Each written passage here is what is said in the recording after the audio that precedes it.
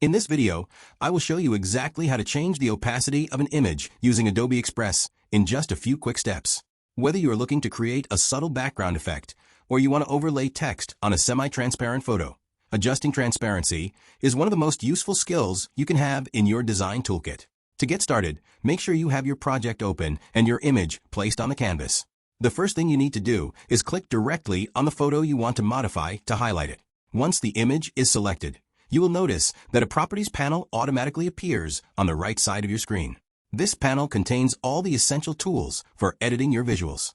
Within this menu, look for the section labeled Adjustments or simply find the slider marked as Opacity. This slider usually shows a percentage or a transparency icon next to it for easy identification. To set your level of transparency, simply click and drag the slider to the left to make the image see-through. If you find that you have made it too faint, just drag the slider back to the right to make it solid again. You can also type a specific percentage into the box if you want precision. It is a fantastic way